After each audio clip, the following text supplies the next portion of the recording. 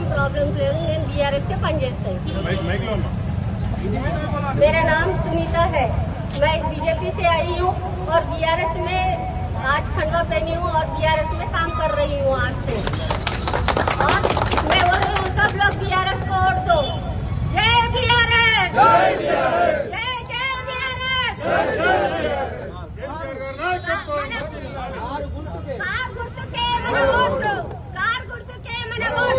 మనం సునీత గారికి గెలిపించాలి.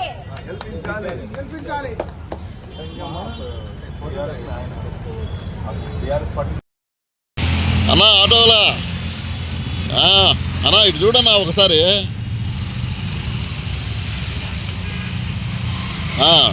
అన్నా ఏంటి మీ మీరు ఎక్కడుంటారు? ఇక్కడంటే ఎక్కడ? మరి కృష్ణానగర్లో జబర్దస్త్ ఎలక్షన్ జరుగుతుంది. ఏంటి మీ ఆటో వాళ్ళందరూ కలుసుకొని ఏం చేయాలనుకుంటున్నారు ఏంటి? మరి ఇక్కడ ఎంతోమంది పోటీ చేస్తున్నారు. ఆ పోటీ చేసే విధానంలో మీరు ఎవరికి ఓటు వేయాలనుకుంటున్నారు?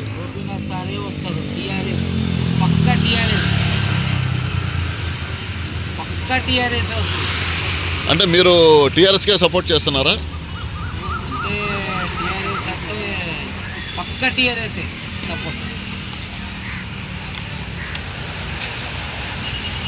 మీ ప్యాసింజర్ కూడా మీ వెనక ప్యాసింజర్ ఉన్నారు, నవ్వుతూ ఉన్నారు ఆయన. మీరు ఎక్కడండి? మీరు ఎక్కడ ఉంటారు? కృష్ణానగరా? ఓ కృష్ణానగర్ అంటే మీదే కదా ఇది. మరి మీరెవరు చేయాలనుకుంటున్నారు? ఓహో మీ ఇద్దరు కూడా కేసీఆర్ పార్టీ అనమాట. అంటే ఏంటి కేసీఆర్ గారు ఏం చేశారు? కాంగ్రెస్ ఇప్పుడు ఏమేమి పనులు చేశారు అని చెప్పగలరా?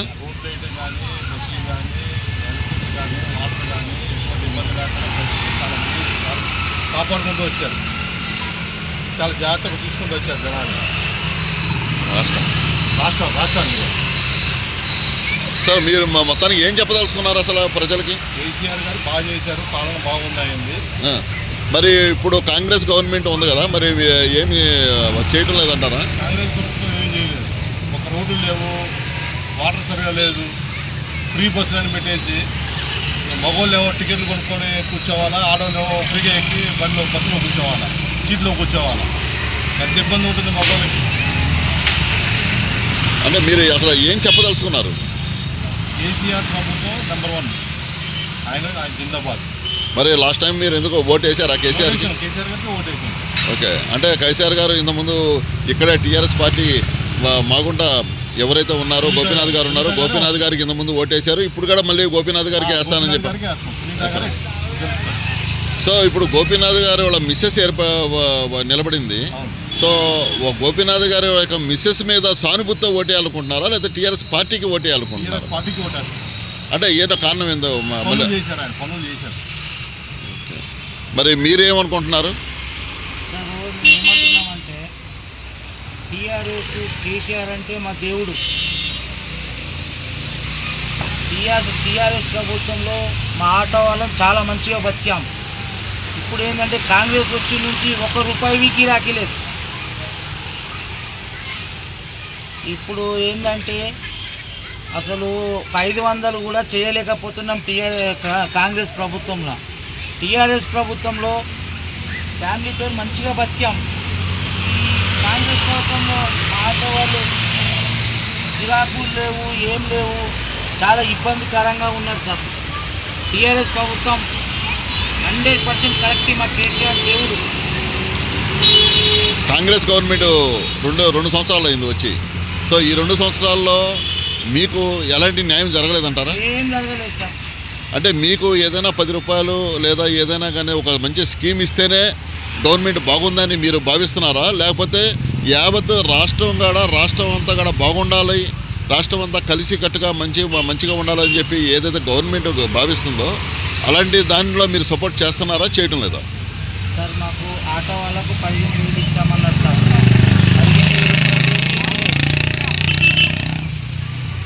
కేసీఆర్ ప్రభుత్వంలో చాలా బాగుండేది సార్. ప్రభుత్వం చాలా బాగుంది. ఇంతకుముందు కేటీఆర్ గారు ఉన్నటువంటి గవర్నమెంట్లో మీకు ఆటో వాళ్ళకి మీకు ఎలాంటి న్యాయాలు జరిగినాయి? ఇప్పుడు కాంగ్రెస్ గవర్నమెంట్లో మీకు ఎలాంటి అన్యాయం జరుగుతుంది? కేసీఆర్ ఉన్నప్పుడు ఓలా ఊబర్ వల్ల మంచిగా బిజినెస్ కాబట్టి సార్. ఈ బస్సు ఫ్రీ వల్ల ఆటో వాళ్ళ జీవితాలు మొత్తం నాశనం అయిపోయినాయి సార్. ఒక్కరు కూడా హ్యాపీగా లేరు ఈ కాంగ్రెస్ ప్రభుత్వం. మీరు లాస్ట్కి మీరు గవర్నమెంట్కి ఏం చెప్పదలుచుకున్నారు? ఏం లేదు సార్, మాకు ఆటో వాళ్ళకు న్యాయం కాంగ్రెస్ ప్రభుత్వం ఏం చేయట్లేదు సార్. ఇప్పుడు మీరు ఏం కోరుకుంటున్నారు అది చెప్పండి. ఆటో వాళ్ళకు న్యాయం జరగాలి, అందరూ హ్యాపీగా బతకాలి, కాంగ్రెస్ ప్రభుత్వం న్యాయం చేయాలి. ఇప్పుడు 100% నేను న్యాయం చేస్తున్నాను, అన్ని ఆటో వాళ్ళకి కానీ ప్రతి ఒక్కరికి కూడా మేము న్యాయం చేస్తున్నాము, ప్రతి ఒక్క సిటిజన్కి మేము అనేక రకాలుగా మేము సేవలు చేస్తున్నాము అని చెప్పి గవర్నమెంట్ చెప్పుకుంటుంది. సో గవర్నమెంట్కి మీరు ఓటేస్తారా, లేకపోతే ఇప్పుడు లీడ్లో ఉండేటువంటి ఇప్పుడు కాంగ్రెస్ గవర్నమెంట్ ఆల్రెడీ అధికారంలో ఉంది, మరి కాంగ్రెస్ గవర్నమెంట్ అధికారంలో ఉంది, ఇంకా 3 సంవత్సరాలు అధికారంలో ఉంటుంది. సో మీరు కాంగ్రెస్ గవర్నమెంట్కి వేయాలనుకుంటున్నారా, లేదా ఎలాంటి వర్క్స్ నాకు అవసరం లేదు, ఎలాంటి సంపద నాకు అవసరం లేదు, నాకు టీఆర్ఎస్ఏ కావాలి అని చెప్పేసి అనే ఉద్దేశంతో మీరు ఏమైనా టీఆర్ఎస్కి ఓటేయాలనుకుంటున్నారా? టీఆర్ఎస్కి ఓటేయాలనుకుంటున్నాను. అంటే మీకు ఎలాంటి స్కీములు కానీ ఎలాంటి అవసరం లేదంటారా? ఇప్పుడు ఒకటి ఏంటంటే కాంగ్రెస్ ప్రభుత్వంలో పల్లెటూరు నుంచి హైదరాబాద్ వస్తారు సార్. హైదరాబాద్ వచ్చి బతకడానికి వస్తారు. బతకడానికి హైదరాబాద్ వచ్చినప్పుడు ఈ డిజిల్ ఆటోలు ఉండద్దు, డిస్టిక్ ఆటోలు ఉండద్దు అంటే అది ఎంతవరకు నిజం సార్ చెప్పండి? అంటే పొల్యూషన్ ఏదైతే ఉందో దాన్ని దృష్టిలో పెట్టుకొని చెప్పొచ్చు కదా. క్యాబినెట్ పై నేను చేసిన ఆరోపణలన్నీ నిజమని నేను చెప్పడమే కాదు కదా, ముఖ్యమంత్రి మంత్రులు క్లాస్ వీకెండ్ అని ఇట్లయితే నడవదని నేను కఠినంగా ఉంటానని ముఖ్యమంత్రి గారే చెప్పారు.